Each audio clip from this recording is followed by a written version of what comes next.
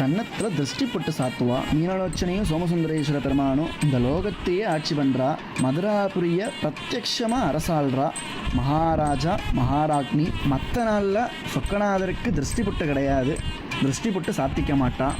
ஆனால் திருக்கல்யாணத்துக்கு மட்டும் சோமசுந்தரேஸ்வர பெருமான் ஜடாமுடிக்கு பதில் நவரத்னம் பதித்த மணிமகுடமும், நாகாபரணத்துக்கு பதில் ரத்னாபரணமும், கழுத்துக்கு கீழே வைர அட்டிகையை சாத்திண்டு, திருமார்புல சித்தர் பதக்கம், அதுக்கு கீழே நீலநாயக பதக்கம், சுவாமி பாதத்துக்கு பக்கத்தில் நலப்பதக்கத்தை சாத்திண்டு, சோமசுந்தர பெருமான் திருமேனியில் ஸ்வர்ண கவச்சமும் வைரப்பதக்க யக்னோபவேதத்தை சாத்தின்னு இருப்பார். சுவாமியோட சதுர்புஜத்தை பார்த்தேன்னா மான், மழு, அபேஹஸ்தம், கடகஹஸ்தம்.